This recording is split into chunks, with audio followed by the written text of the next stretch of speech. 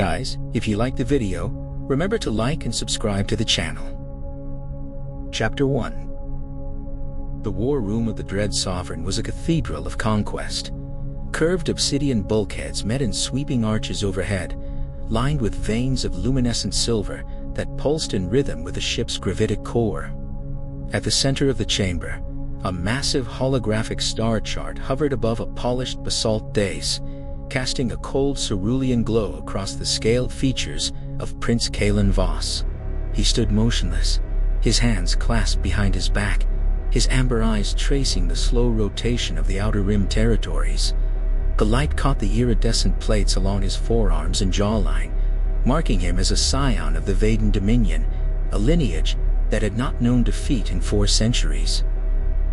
Behind him, the rhythmic clack of armored boots echoed against the stone floor. Prince Joran Voss, younger by 7 cycles, paced with a restless energy that bordered on impatience. His scales were still bright with the untested vigor of youth. His crest feathers flared slightly in anticipation. He stopped beside a tactical console, leaning forward as the holographic displays shifted to highlight a cluster of crimson markers drifting near the Perseus Veil. "Look at it," Joran said, his voice carrying the sharp edge of amusement. 12 systems claimed in 50 standard cycles. They spread like spores on a damp rock. No fortifications, no war fleets, just habitats and research outposts. They don't even build proper shipyards. They patch together civilian haulers and call them defense vessels. Kalen did not turn immediately. His gaze remained fixed on the star chart, watching the crimson dots multiply. "They build like insects," he said finally, his voice low and measured, spreading without spying, without structure. They send envoys instead of dreadnoughts. They draft trade accords instead of battle lines. It is not expansion, it is infestation. Joran's mouth curved into a smile that showed the tips of his needle-sharp teeth. The intelligence reports confirm it. No warrior caste, no martial traditions. Their military structure is decentralized, almost anarchic by our standards. They don't march in formation. They don't swear oaths to emperors.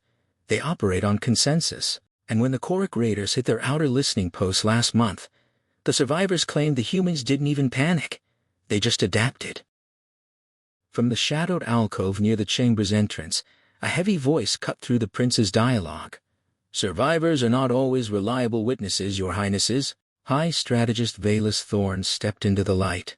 He was ancient by Vadin standards, his scales dull to the color of weathered bronze, his left crest permanently bent from a plasma graze during the Cathari pacification wars. He carried a data slate in one clawed hand, his posture rigid despite the weight of his years. He had served under 3 sovereigns, advised a dozen fleet commanders, and survived long enough to learn that certainty was the most dangerous weapon in the galaxy. "The Korok are scavengers," Kalen said, finally turning to face the old strategist. "They prey on merchant convoys and isolated outposts. They flee when confronted by organized military doctrine. Of course they lost to any coordinated defense. Do not mistake pirate incompetence for human capability." Thorn inclined his head respectfully, though his eyes remained sharp. "I do not, my prince, but the reports describe unusual tactical patterns. The human vessels did not hold position. They did not form defensive screens. They moved independently, yet in concert. When the Korok struck the Kepler-7 settlement, the response came from 3 separate ships that had been conducting geological surveys. There was no central command broadcasting orders. They simply coordinated, and they drove off a force 3 times their size." Joran snorted, a sound like grinding metal. "Chaos is not coordination, old man. It is confusion. When a true military force arrives, that confusion will fracture into panic. They will scatter. They will beg. They will surrender."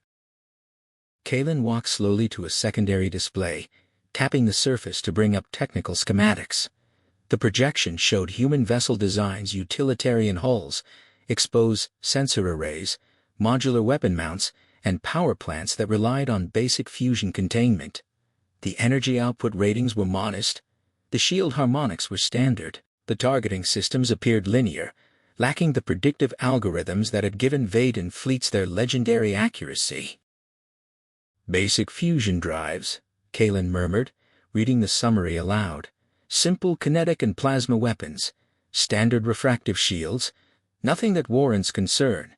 The Dominion controls 47 star systems. We have crushed the Cathari hegemony, broken the Merendi Confederacy, and subjugated dozens of lesser species. Our warriors are bred for war. Our ships are forged in centuries of conquest. These humans spend their cycles on agricultural optimization, atmospheric engineering, and academic exchange. They are builders, not fighters." Yoren moved to stand beside his brother, his reflection ghostly in the holographic glass. "And their numbers are laughable. The largest human fleet we've tracked contains 30 vessels. 30. A single Vadin patrol wing outnumbers that." Kalen nodded. "The Dominion commands over 300 capital ships, thousands of escorts, support vessels, and rapid strike corvettes. We do not need to fear a species that measures progress in research grants instead of conquered worlds." Thorn cleared his throat carefully. "Your Highnesses, I would counsel gathering more intelligence before committing forces. The High Command has suggested a measured approach. Diplomatic pressure, economic containment. The humans may withdraw from contested zones if they understand the Dominion's territorial claims. It would save resources and avoid unnecessary bloodshed." Both princes turned to stare at the old strategist. The silence that followed was heavy with unspoken contempt. Kalen's scales rippled with visible irritation. "Diplomatic pressure?" he repeated, his voice dropping to a dangerous register. "We are the Vadin. We do not petition.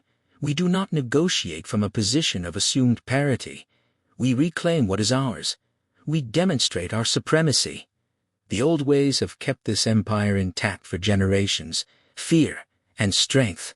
When lesser species witness the cost of defiance, they submit. It is efficient. It is honorable."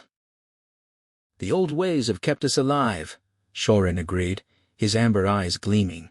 "Let them see what happens when they cross our borders. Let them watch a colony burn. Let the galaxy remember who holds the leash." Thorn bowed his head, his expression unreadable. "As you command, Your Highnesses. I only presented the full spectrum of strategic options for your consideration." Kalen turned back to the primary star chart, his fingers tracing the orbital paths of the outer colonies. "We need a target that will be visible, but not heavily fortified. Something that delivers a message without requiring a prolonged campaign. We are not here to conquer. We are here to correct." Joran tapped a coordinate on the display. A system blinked into focus, labeled in the Dominion's archival script New Avalon. Newer colony. Population under 50,000. Minimal orbital infrastructure. Intelligence confirms only basic defensive platforms and a handful of mining drones. No capital ships, no fleet anchors. "Perfect," Kalen said, a cold satisfaction settling over his features. "We will take 200 vessels, 50,000 warriors, enough to ensure absolute dominance, but not so many that it suggests we consider them a legitimate threat. We will arrive. We will demand surrender. When they refuse, as they inevitably will, we will reduce their defenses to slag. The survivors will carry word back to their homeworld, and the expansion will halt." Thorn's jaw tightened almost imperceptibly. 200 ships for a single colony, my prince. It is disproportionate. 50 vessels would suffice for a demonstration of force." Kalen laughed, the sound echoing off the obsidian walls. "Better to strike with a hammer than a scalpel, strategist. We want to crush this colony so completely that no human commander will ever consider testing our borders again. When they see what our military can do, they will abandon their outward push and retreat to their core systems. They will learn their place." "And if they do not retreat?" Thorn asked quietly. "Then we erase them," Shorin replied, his voice smooth and final. "Species that cannot recognize superior power do not deserve to persist. It is a fundamental law of the cosmos." The princes spent the next several hours refining the operational parameters. They mapped approach vectors, calculated hyperspace jump coordinates, established communication blackout protocols, and drafted the surrender ultimatum. The plan was elegant in its simplicity: arrive with overwhelming force, broadcast demands, allow a brief window for compliance, and if refused, initiate orbital bombardment and ground assault. The psychological impact would ripple across the sector. Rival empires would reconsider their own ambitions. Trading syndicates would recalibrate their alliances. The Dominion supremacy would be reaffirmed in blood and fire. As the planning session drew to a close, Thorne stood near the tactical console, his eyes fixed on the archived sensor logs from the Korak engagements. The data was fragmented, but patterns emerged upon closer inspection. Human vessels did not follow predictable evasion arcs. They did not rely on shield strength to absorb fire. Instead, they moved with an unsettling precision, slipping through engagement envelopes before weapons could lock. Their targeting solutions appeared almost preemptive, striking vulnerable points on enemy hulls that should have been impossible to calculate in real-time combat. The weapons themselves operated on kinetic principles that bypassed traditional refractive shielding, causing cascade failures that standard Vadin engineering had never accounted for. But Thorne kept his observations to himself. To question royal decree was to invite disgrace. To suggest caution in the face of perceived weakness was to invite suspicion. And 200 Vadin warships represented enough firepower to glass a planet's surface in under an hour. No single human colony could withstand that. The mathematics were absolute. The outcome was inevitable. The attack on New Avalon would commence in 7 cycles. Chapter 2. 7 cycles later, the Vadin Armada tore through the fabric of hyperspace at the edge of the New Avalon system. 200 warships materialized in perfect battle formation, their dark alloy hulls catching the distant starlight like fractured obsidian. Gravitic engines hummed at low frequency, maintaining station keeping with mechanical precision. Plasma conduits charged along weapon spines, command frequencies crackled with readiness protocols. It was a sight that had broken empires. On the bridge of the Dread Sovereign, Prince Kalen stood at the forward command dais, his hands resting on the tactical railing. The holographic display projected the New Avalon system in crisp detail, a single terraformed world wrapped in blue and green, 3 orbital habitations, 2 asteroid mining platforms, and a scattering of automated defense satellites. No capital ships, no fleet formations, no signs of military mobilization. "Begin standard approach," Kalen ordered. "Full battle spread. Maintain psychological pacing. I want them to see us before they hear us. Let the weight of our presence sink in." The fleet advanced slowly, deliberately. This was not merely tactical positioning, it was theater. The Vadin understood that warfare was as much about perception as it was about destruction. The sight of 200 warships gliding into orbit would trigger surrender reflexes in any rational species. Panic would set in, command structures would fracture, leaders would beg for mercy. It had worked every time. "Your Highness," the communications officer announced, his voice cutting through the ambient hum of the bridge. "We are receiving a transmission from the primary orbital platform." Kalen's lips curled into a faint smile. "Put it on the main viewer. Let us hear their desperation." The holographic screen shifted, resolving into a crisp image. Kalen expected a trembling colonial administrator, a sweating military governor, perhaps a civilian official pleading for evacuation windows. Instead, the screen displayed a young human female seated at a compact tactical console. She wore a standard-issue gray uniform with minimal insignia, her dark hair pulled back neatly, her expression calm, focused, and entirely unbothered. Behind her, a small crew of humans worked at their stations with quiet efficiency. The environment looked less like a command center and more like a mobile operations hub. "This is Commander Elara Vance of the Terran Colonial Defense Force," the human said, her voice clear, professional, and devoid of inflection. "You have entered the New Avalon system without authorization or prior diplomatic notice. Please identify yourselves and state your purpose in this jurisdiction." The bridge fell utterly silent. Prince Joran, monitoring from the adjacent command station, stared at the screen for a long moment before bursting into sharp, incredulous laughter. Did she just demand we identify ourselves? Does this creature not comprehend what she is looking at? Kalen found himself momentarily speechless. He had prepared for fear, for panic, for desperate negotiations. He had not prepared for a junior officer speaking to a sovereign fleet as if addressing a customs inspector. "Human," Kalen said, his voice amplifying through the bridge comm array, carrying the weight of imperial authority. "I am Prince Kalen Vance of the Vadin Dominion. You are observing 200 warships and 50,000 of the galaxy's most disciplined warriors. Surrender your defenses immediately, and we may permit a portion of your population to live." Commander Vance glanced briefly at a secondary monitor, her fingers tapping lightly against her console. When she turned back to the camera, her expression had not changed. "Prince Kalen Vance, I acknowledge your identification. However, you have not followed established diplomatic protocols for system entry. New Avalon operates under Terran colonial authority as a sovereign settlement. If you wish to initiate formal contact, you will need to coordinate through the appropriate diplomatic channels and submit your vessel registry for verification." The silence on the Vadin bridge deepened into something heavy and disbelieving. Officers exchanged glances. Weapons technicians paused their charging sequences. Even the gravitic drive operator seemed to hesitate. This single human was calmly explaining bureaucratic procedure to one of the most formidable military forces in known space. "Diplomatic channels," Joran repeated, his voice cracking with strained amusement. "Brother, I think this human may be cognitively impaired.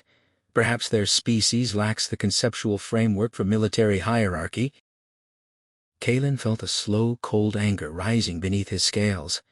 In his entire career, no adversary had ever dismissed his authority with such casual indifference. Lesser species surrendered. They wept. They negotiated. They did not cite administrative protocols. "Commander Vance," Kalen said, his voice dropping to a lethal quiet, "you fundamentally misunderstand your situation. We are not here for diplomacy. We are here to demonstrate the cost of encroaching upon Vadin territorial claims. Surrender now, or we will dismantle this colony piece by piece." Vance appeared to listen to something through a small earpiece. She nodded once, then returned her gaze to the comm pickup. "Prince Vance, I have consulted with my unit regarding your demands. We are not authorized to surrender colonial territory or negotiate jurisdictional agreements. Such matters fall under civilian administrative review and legal oversight. In the interim, your fleet is operating in violation of colonial space. Please withdraw to a minimum distance of 10 million kilometers while diplomatic contact is established through proper channels." Kalen stared at the screen. The sheer audacity was incomprehensible.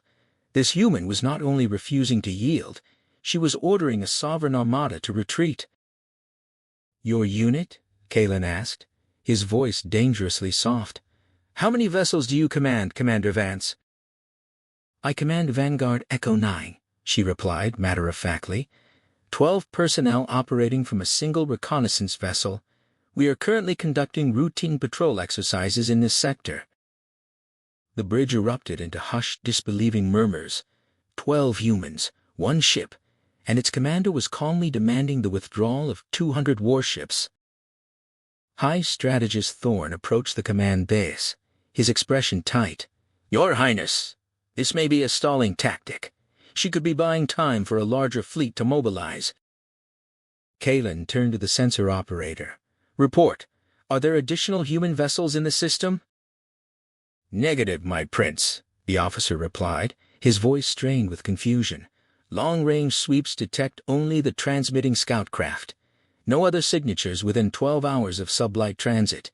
No hidden jump points. No decoy arrays." Joran's laughter had grown tight, edged with something approaching frustration. 12 humans, 1 ship, ordering us to withdraw. Brother, we cannot allow this. It is not about military necessity anymore. It is about dominion. It is about dignity. Kalen found himself in uncharted tactical territory. Destroying a single scout ship would hardly qualify as a victory, but allowing it to defy the Vadin Dominion was unthinkable. Precedent mattered. Perception mattered. If word spread that a handful of humans had commanded a sovereign fleet to retreat, the Empire's aura of invincibility would fracture. "Commander Vance," Kalen said, his voice carrying finality, "you have one final opportunity to stand down. If you refuse, we will classify your vessel as an active combatant and treat it accordingly." Vance consulted her console again.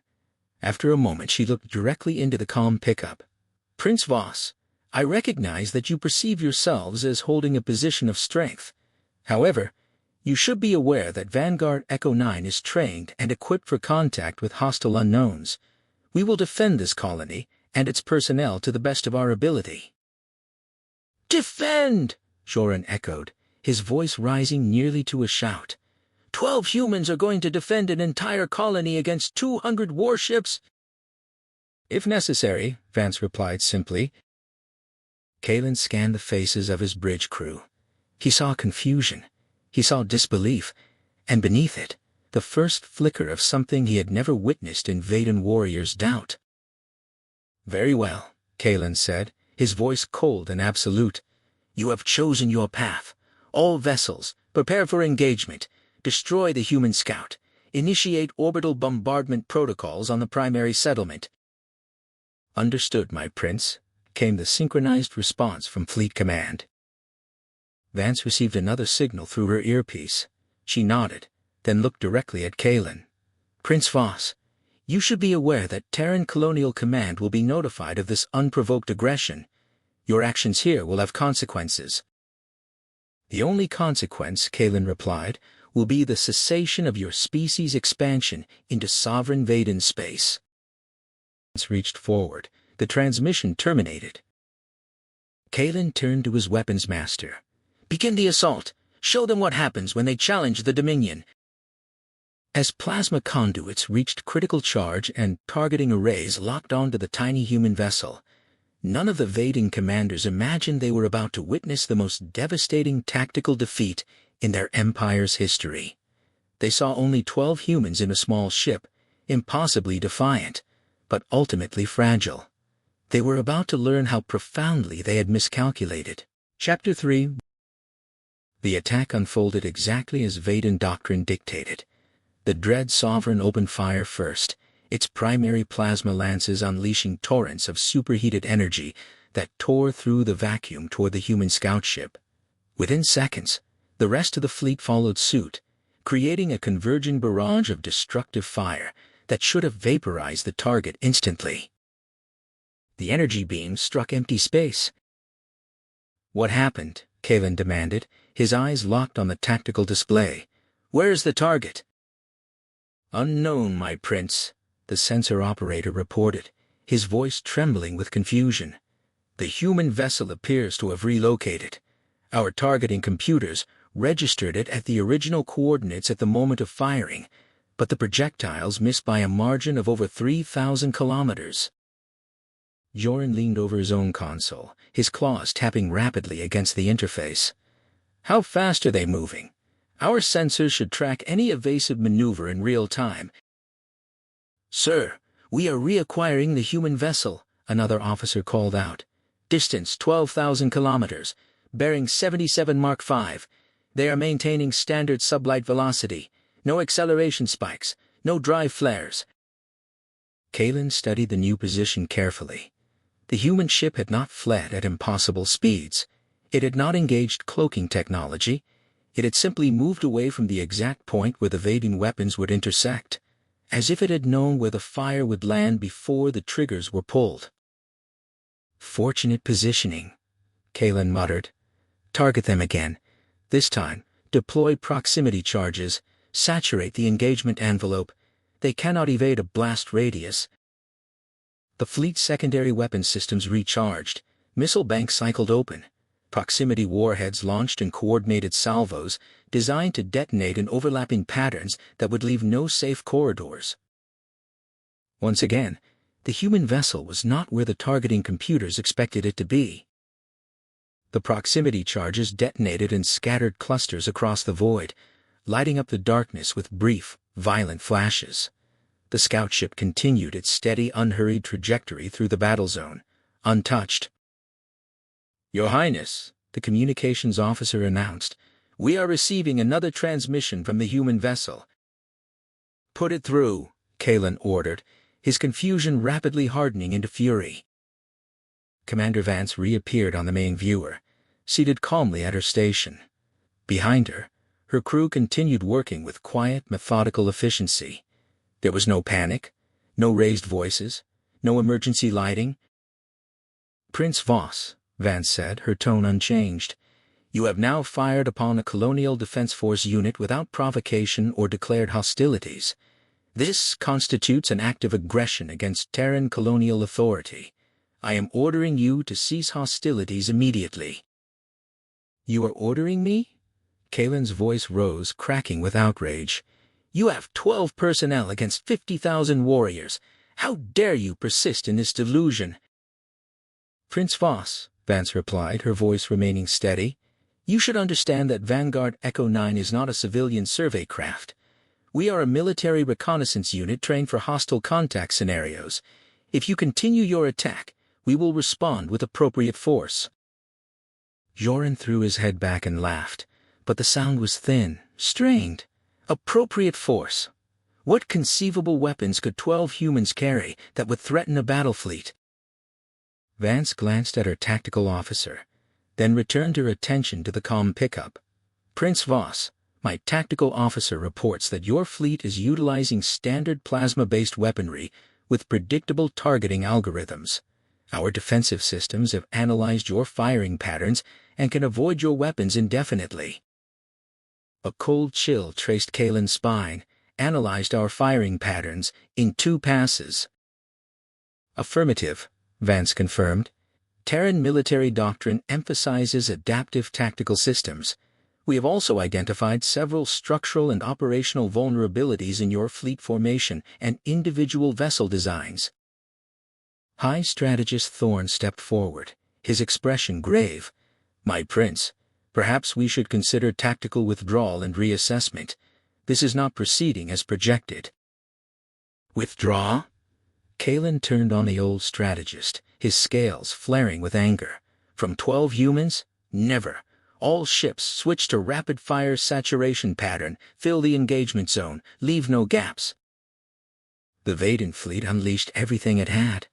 Hundreds of plasma cannons, missile launchers, and particle beams converged on the human scout ship, painting the void with a storm of destructive energy. No single vessel could possibly navigate through that density of fire. It was mathematically impossible. But the human ship did not attempt to flee. Instead, it moved directly into the barrage. "Sir," the sensor operator reported, his voice barely above a whisper, "the human vessel is approaching our formation. They are moving through the weapons fire. No impact signatures, no shield fluctuations, no hull stress." On the main viewer, Kalen watched something that defied every principle of naval combat he had ever studied. The tiny human ship weaved between plasma streams, slipped through missile detonation zones, and found invisible corridors through the storm of fire that should not have existed. It moved with a fluid, almost organic precision, as if dancing to a rhythm only it could hear. "How are they doing this?"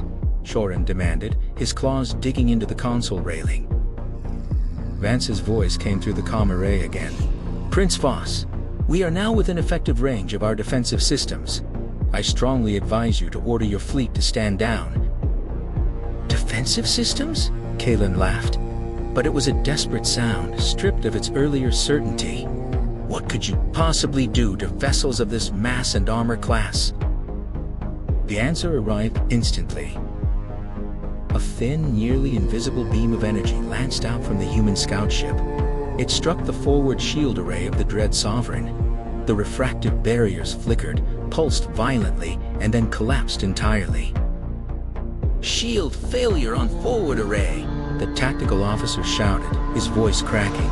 "How is that possible? That was a low-yield kinetic strike." "Prince Voss," Vance's voice continued, calm and instructional. Terran railgun technology operates on fundamentally different principles than your plasma systems. Our kinetic projectiles are designed to induce resonance cascade effects in gravitic shield generators. The impact frequency matches the harmonic vulnerability of your barrier emitters. Your shields are not failing from brute force, they are failing from structural feedback. Before Kalen could process the explanation, a second beam struck a nearby Vadin cruiser. Its shields shattered, hull plating buckled. Internal alarms blared across the fleet comm network as captains reported cascade failures across multiple vessels. "All ships, evasive maneuvers," Kalen commanded, his voice tight. "How are they targeting so many vessels simultaneously?" "Sir," the sensor operator replied, his hands flying across the interface. "The human vessel appears to be utilizing a predictive targeting matrix. They are calculating trajectory vectors before our ships even initiate movement.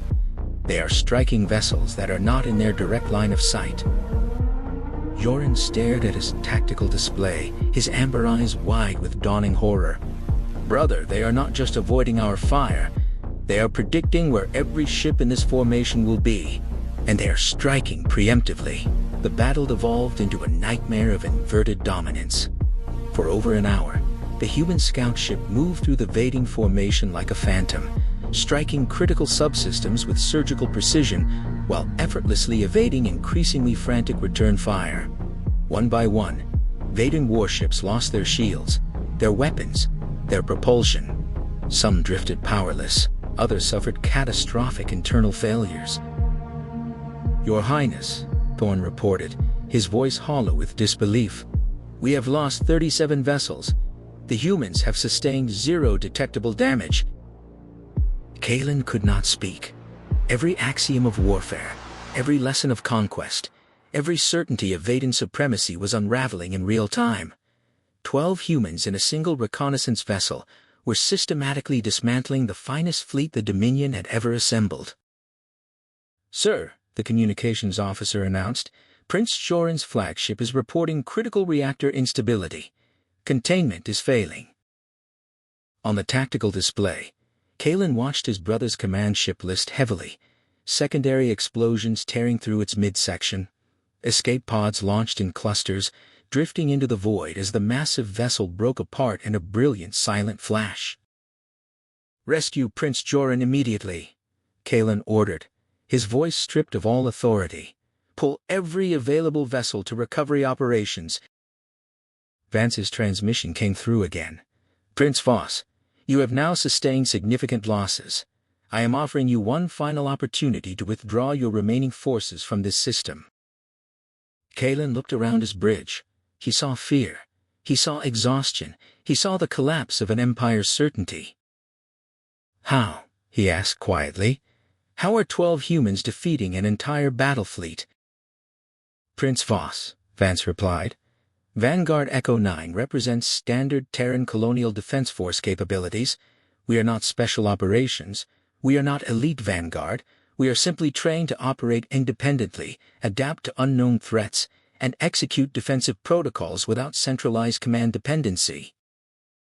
"Standard capabilities," Kalen repeated, the words cutting through him like glass. "If it provides context," Vance continued, "you should know that this engagement will be logged as a successful first contact patrol. No Terran personnel have been injured. We have collected valuable tactical data on your military architecture. The mission parameters have been met."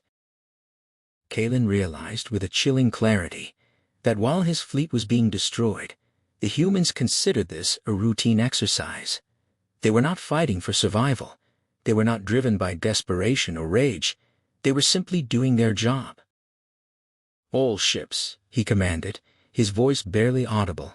"Begin immediate withdrawal, disengage, retreat to the outer system boundary." The surviving Vadin vessels turned and fled. Chapter 4. The retreat became a prolonged exercise in humiliation. What should have been a clean withdrawal transformed into a harrowing pursuit across 3 star systems as the human scout ship followed the fleeing Vadin fleet with relentless, quiet efficiency. Status report, Kalen demanded, as his damaged flagship limped toward the edge of the new Avalon system. Around him, the bridge crew worked frantically to stabilize power distribution, reroute failing systems, and monitor the positions of surviving vessels.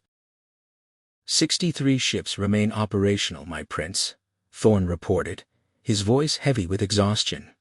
Prince Joran has been recovered, and is medically stable, but his command vessel was completely destroyed. We have lost nearly 70% of the Armada. Kalen nodded grimly. The numbers were impossible. The wreckage floating in their wake was real. Are we being pursued? He asked, though he already knew the answer. Affirmative, my prince. The human vessel is maintaining a distance of approximately 50,000 kilometers behind our formation. They are not engaging, they are observing. Kalen studied the tactical display with growing unease. The human ship was not attacking, but it was definitely tracking them.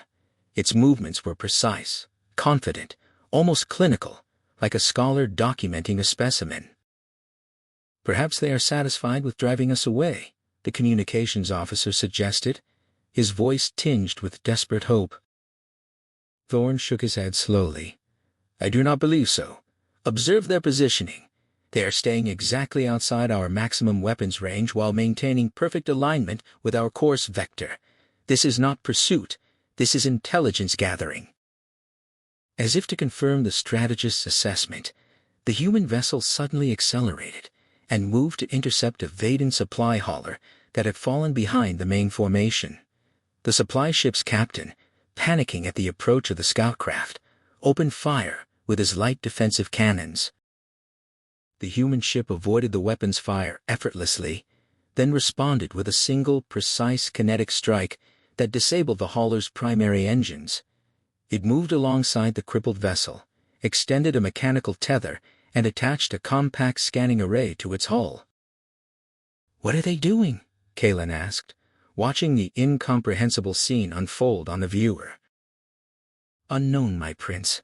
They appear to be conducting non-invasive technical scans, analyzing reactor architecture, weapon calibration, engine harmonics, and shield modulation frequencies.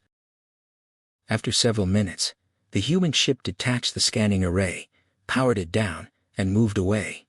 The supply hauler's engines restarted, and it rejoined the formation. But now every Vadin commander knew the truth. The humans had just examined their technology at close range, and they had done it without firing a single hostile shot beyond disabling a malfunctioning defensive system. Sir, we are receiving a transmission from Captain Vadin on the supply hauler, the communications officer announced. Put him through. The captain appeared on screen, his scales pale, his crest feathers flattened in shock. My prince, the humans did not board our vessel. They did not attempt to capture crew or seize cargo. They attached a scanning module, collected technical data, and then returned our systems to operational status. They also transmitted a message. What message? Kalen asked. The human commander stated that she was gathering technical data for defensive research purposes. She thanked us for our cooperation and wished us a safe journey home. Kalen ended the transmission and sat in stunned silence. The humans had paused their pursuit to scan a Vadin ship, then politely thanked them for the opportunity. It was like being hunted by a creature that followed the rules of civilized etiquette while systematically dismantling everything in its path. Over the next 6 hours, the pattern repeated itself 3 more times. The human scout ship would intercept a straggling Vadin vessel, disable it temporarily, conduct a thorough technical scan, and then allow it to rejoin the fleet. Each time, the human commander sent calm, professional messages explaining that they were gathering defensive intelligence. Each time, the scans were completed without unnecessary violence. Each time, the Vadin crews were left unharmed, bewildered, and deeply unsettled. My prince, Thorn said quietly, I believe the humans are studying our technology to refine their counter-tactics. They are treating this entire encounter as a learning exercise. Every ship we lose, every weapon they evade, every formation they observe is being catalogued for future doctrine development. The realization struck Kalen like a physical blow. The humans were not just defeating his fleet. They were using the engagement as a training ground. They were adapting in real time. They were learning how to fight the Vadin Dominion more efficiently, more effectively, and with less effort. "Can we do anything to stop them?" Kalen asked, his voice stripped of pride. "Negative, my prince. Every time we have attempted to re-engage, they have disabled or destroyed our vessels without sustaining damage. They maintain complete tactical superiority. They are not exhausted. They are not desperate. They are simply operating within their standard parameters." As the fleet entered the second star system, Kalen hoped the pursuit would end. Instead, the human ship followed them through the jump point and immediately moved to intercept their communications relay station. "Sir, they are engaging the relay station," the tactical officer reported. Engaging was the wrong word. The human ship approached the unmanned station, disabled its automated defenses with 3 precise shots, then connected to its primary communication array. It began transmitting something, encrypted, high bandwidth, directed toward deep space. "What are they sending?" Kalen demanded. "Unknown, my prince. The transmission utilizes encryption algorithms we cannot decipher. It appears to be a comprehensive tactical report, sensor logs, engagement recordings, fleet vulnerability assessments. It is being routed toward Terran core space." After 10 minutes, the human ship disconnected from the relay station and resumed its pursuit. The station's automatic systems rebooted, apparently undamaged except for its weapon mounts. Joran, who had been transferred to his brother's flagship, approached the command dais with a haunted expression. "Brother, they just sent a message home. They told Earth Colonial Command everything that happened at New Avalon." The implications settled over the bridge like a suffocating weight. Terran High Command now knew that the Vadin Dominion had attacked one of their colonies. More importantly, they knew that a single scout unit had dismantled 200 warships. They knew the weaknesses in Vadin shield harmonics. They knew the predictability of their targeting algorithms. They knew the structural flaws in their formation doctrine. "How long before Terran reinforcements arrive?" Kalen asked Thorn. "If they respond immediately, and assuming their capital ships match our hyperspace velocities, approximately 2 weeks to reach New Avalon. But my prince, we do not know where their primary fleet is based. We do not know how many vessels they command. We do not know what their actual military doctrine looks like beyond reconnaissance operations." Kalen felt cold dread spreading through his chest. If 12 humans in a scout ship could destroy 70% of his armada, what could a full Terran battle group accomplish? How many ships would Earth send in response to an unprovoked attack on their settlement? What would they do when they stopped holding back? The pursuit continued through 2 more star systems. Each time the Vadin fleet jumped, the human ship followed. Each time they attempted to establish secure communications with Dominion High Command, the humans intercepted their signals, analyzed their encryption protocols, and seemed to be mapping their military communication architecture. By the time they reached the 3rd system, Kalen's fleet had been reduced to 37 functional vessels. Several others had suffered critical system failures from the stress of constant flight. Others had been forced to shut down non-essential systems to avoid detection, only to discover that the human ship could track them regardless of power signature. "Sir, we are receiving a transmission from the human vessel," the communications officer announced. Kalen considered refusing the communication, but he needed to understand what these creatures wanted. He needed to know if there was any path to survival. "Put it through." Commander Vance appeared on the screen, looking as calm and professional as she had at the beginning of the encounter. Her uniform was immaculate. Her crew was focused. There was no sign of fatigue, no sign of strain.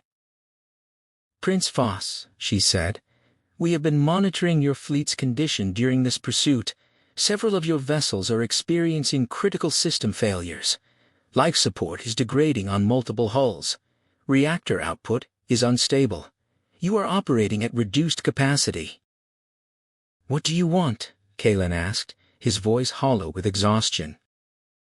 We are prepared to discontinue our pursuit if you could provide assurance that you will not return to attack New Avalon or any other Terran colony." Kalen stared at the screen in disbelief. After destroying most of his fleet, after pursuing him across 3 star systems, after scanning their technology and mapping their weaknesses, the human was offering to let him go, if he promised not to attack again. "You would trust my word?" he asked. "Prince Voss, we have observed your command decisions throughout this encounter. You ordered the evacuation of crew members from disabled ships before catastrophic failure. You maintain formation discipline to protect your slower vessels during retreat. You prioritized personnel recovery over tactical repositioning. These actions suggest that you value the lives of your people. That is a metric we respect." Kalen found himself looking at this human commander with something approaching reluctant respect. She had studied not just his military tactics, but his character as a leader. She had evaluated him not as a conqueror, but as a commander. "If I give this assurance," Kalen said slowly, "will you return to your patrol duties?" "Affirmative.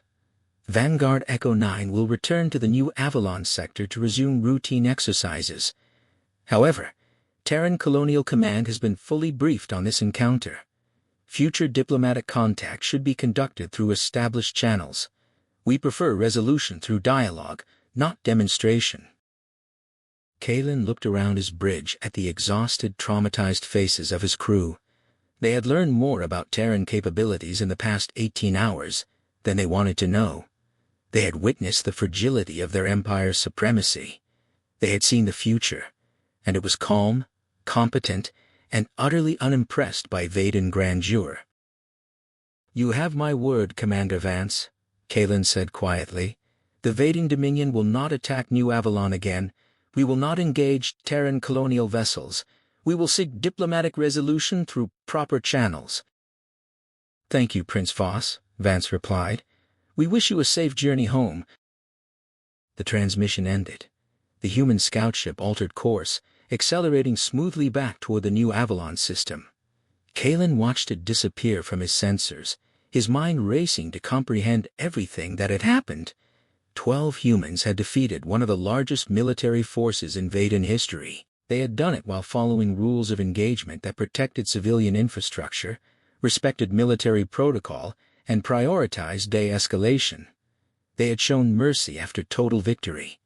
They had treated an empire's flagship like a data collection opportunity. What kind of species fought wars like this? And what would happen when that species decided to stop holding back? Chapter 5. 3 weeks later, Prince Kalen stood before the assembled representatives of the Celestial Conclave in the Grand Amphitheater on Nexus Prime.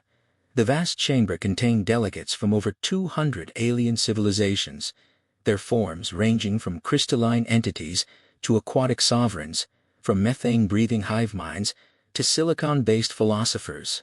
All waited in tense silence to hear his report about the first military contact with the Terrans. Kalen's appearance told much of the story before he spoke a single word. His once pristine ceremonial armor was scorched, dented, and patched with field repairs. His scales were dulled from stress and sleep deprivation. His crest feathers were partially broken. Most telling of all, his amber eyes held a haunted, hollow quality that experienced military commanders recognized immediately. It was the look of a warrior who had survived, but not unscathed. "Honored delegates," Kalen began, his voice carrying clearly through the silent chamber, amplified by the ancient acoustics of the conclave. "I stand before you to report on the Vadin Dominion's encounter with a species known as humans. Archon Silas of the Aria, an ancient being whose lineage had overseen galactic diplomacy for millennia, leaned forward on his crystalline throne. His voice resonated with the weight of centuries. Prince Voss, our preliminary reports indicated that you engaged a human colonial settlement with a substantial military force. What was the outcome of this engagement?" Kalen took a slow breath. He knew that his next words would alter the trajectory of galactic politics forever. "Honored Archon," he said, We attacked the human colony of New Avalon with a fleet of 200 warships and 50,000 warriors. We suffered catastrophic defeat." The chamber erupted into shocked murmurs. Several delegates stood simultaneously, demanding clarification, but Archon Silas raised a single translucent hand, and silence fell. "Prince Voss," the Archon continued, "please clarify your statement. Are you indicating that the human colony possessed unexpected defensive capabilities?" "No, Honored Archon. The colony had minimal defensive infrastructure. We were defeated by a single human scout vessel with 12 crew members." The silence that followed was absolute. Every delegate in the chamber stared at the Vadin prince with expressions of complete disbelief. Ambassador Lyra of the Merendi Federation was the first to recover her voice. Her gills flared in agitation. "Surely you misspoke, Prince Voss. 12 individuals cannot defeat 200 warships.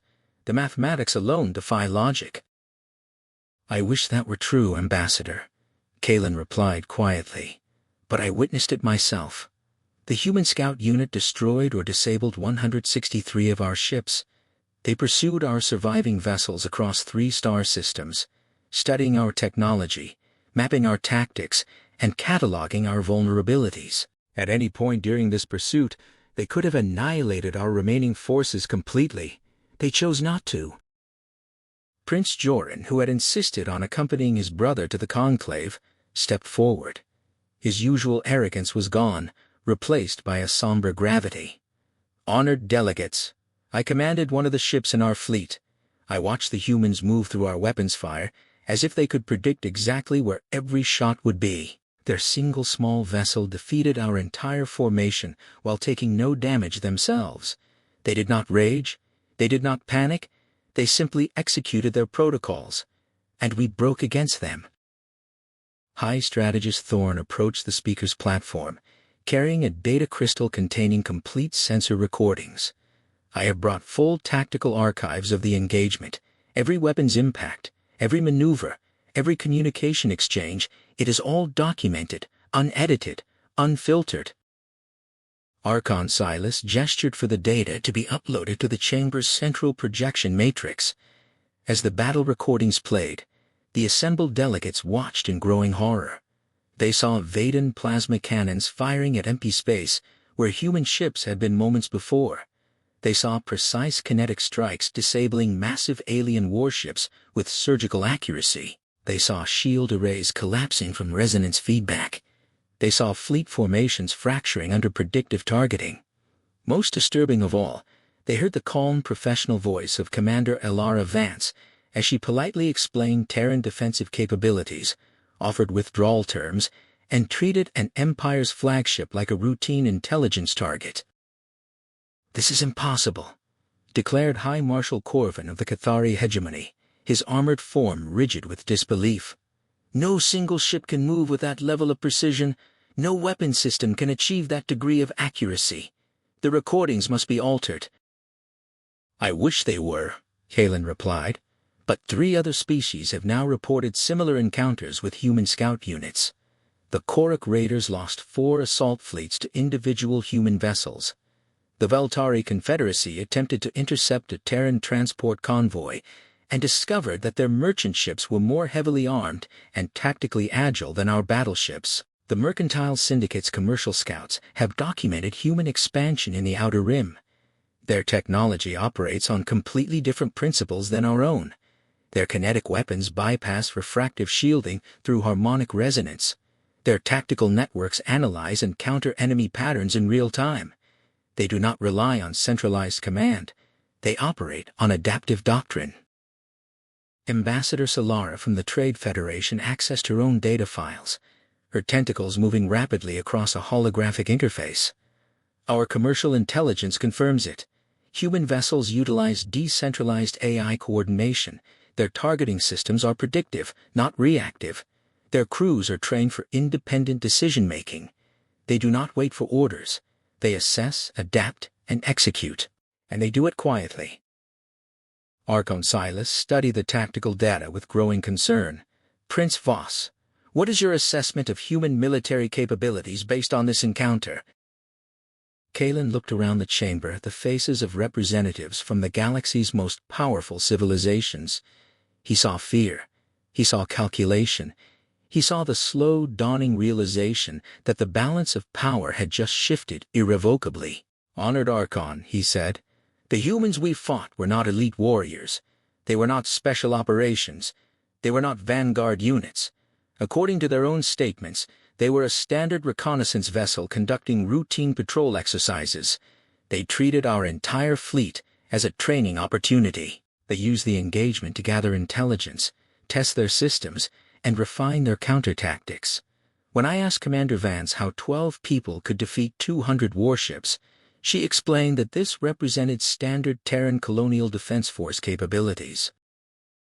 The word echoed through the chamber. Standard.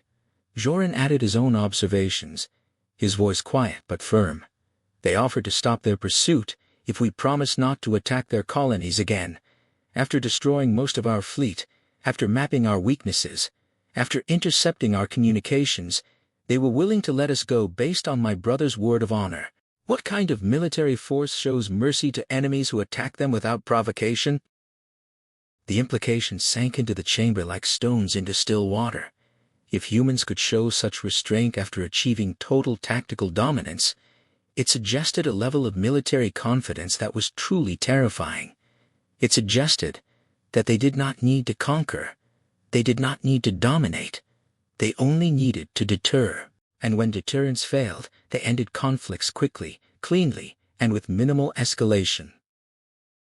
"Have we received any communications from Terran authorities?" Ambassador Lyra asked. Thorn consulted his datapad. 3 days ago, we received a formal diplomatic message from Terran Colonial Command. They acknowledged the incident at New Avalon and classified it as a jurisdictional misunderstanding. They expressed interest in establishing formal diplomatic relations with galactic civilizations. They proposed a neutral summit to discuss territorial boundaries, resource allocation, and trade agreements. They stated, they are prepared to overlook the incident if clear agreements regarding colonial expansion zones can be established. Archon Silas's crystalline form shimmered with surprise. They want to negotiate. After defeating a sovereign armada with a single scout vessel, they want to talk. According to their message, Thorn confirmed, they consider the attack on New Avalon to be the result of miscommunication regarding territorial claims. They are not seeking retaliation. They are seeking structure. They prefer stability over conflict. But they are fully prepared for war if it becomes necessary. High Marshal Corvan stood slowly, his expression grim. If their scout units can defeat our battle fleets, what happens when they deploy their actual military forces? How many ships can Earth field? Kalen had been dreading this question. He took a slow breath before answering. According to intelligence reports, Terran Colonial Command operates at least 300 active colonies across 50 star systems. Each colony appears to maintain its own defensive fleet. If Vanguard Echo-9 represents standard capabilities, then... He paused, the mathematical implications too horrifying to articulate. Archon Silas completed the thought. Then humanity potentially commands thousands of vessels with capabilities far beyond anything we have encountered. Their technological paradigm is different. Their doctrine is adaptive. Their command structure is decentralized. And they have spent decades expanding peacefully while developing military systems that render traditional warfare obsolete. Ambassador Solara accessed her trade databases, her voice trembling slightly. Our commercial intelligence suggests that humans have been expanding peacefully for over 30 standard cycles. They build civilian settlements. They establish trade routes. They conduct scientific research. They have never shown aggressive intentions toward any galactic civilization. They only fight when attacked, and when they do, they win decisively. Then they offer terms. Then they return to building. Until we force them to stop being peaceful, Kalen said quietly. The chamber erupted into panicked discussions. Representatives calculated fleet ratios. Diplomats drafted emergency protocols. Military commanders reviewed contingency plans. several species immediately began formulating proposals for formal diplomatic outreach. Others discussed the possibility of forming defensive coalitions. A few considered preemptive strikes, but the tactical recordings had already convinced them that such actions would be suicidal. Archon called for order, his voice resonating with absolute authority. The chamber fell silent. "What are your recommendations regarding future contact with humanity?" the Archon asked directly. Kalen looked around the chamber one final time before delivering his conclusion. "Honored delegates, we must understand one crucial fact about what happened at New Avalon. We attacked a human colony with overwhelming force, expecting easy victory. Instead, we faced 12 humans in a single scout ship who treated our entire fleet as a routine defensive exercise. We assumed they would break. They did not. We assumed they would panic. They adapted. We assumed they were weak. They were simply competent. And competence, when paired with restraint, is the most dangerous force in the galaxy." He paused, letting the weight of his words settle over the assembly. "We only fought a human scout unit. If this is what they consider standard defensive capability, then humanity represents the most formidable military presence in known space. Our only rational option is to ensure that we never have to face their actual armed forces.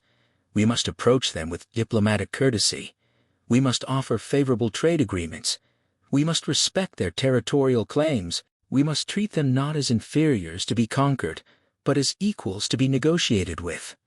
And we must pray, to whatever deities we worship, that they remain as peaceful as they claim to be." The session continued for 6 more hours. Delegates debated, strategists analyzed, diplomats drafted. In the end, the Celestial Conclave reached a unanimous conclusion. Humanity would be approached with every possible diplomatic overture. Terran expansion would be formally recognized. Trade agreements would be accelerated. Military posturing would be de-escalated. And every civilization in the chamber would quietly adjust their strategic doctrines to account for a species that could dismantle empires while treating the engagement as a standard patrol duty. Chapter 6. Deep in the Outer Rim territories, Commander Elara Vance sat at her console aboard Vanguard Echo-9, typing the final lines of her routine patrol report. The ship hummed softly around her, its systems running at optimal efficiency. Her crew worked quietly at their stations, reviewing sensor logs, calibrating predictive algorithms, and preparing for their next assignment. There was no celebration, no triumph, no lingering tension from the engagement with the Vadin fleet. To them it had been a standard first contact scenario, a hostile incursion into sovereign space, a demonstration of defensive protocols, a collection of tactical data, a successful de-escalation, nothing more, nothing less. Elara saved the report, attached the encrypted sensor archives, and transmitted it to Terran Colonial Command. Within minutes, an automated acknowledgement returned.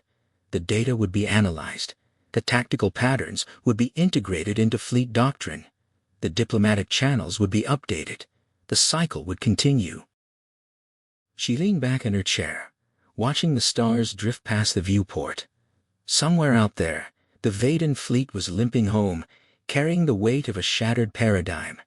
Somewhere else, the Celestial Conclave was drafting treaties, recalculating power balances, and preparing for a new era of galactic politics. And here, on a quiet scout ship with 11 other crew members, humanity continued its work. Building, exploring, adapting, preparing. Elara closed the report file, opened the next mission briefing, and prepared Vanguard Echo-9 for departure. The galaxy was vast, the unknown was endless, and humanity was ready for whatever came next. Not with arrogance, not with conquest, but with quiet, unshakable competence. And that, as the Vadin had learned, was more than enough. Please like the video and subscribe to the channel. It helps me to create more HFY videos for you guys. All the best.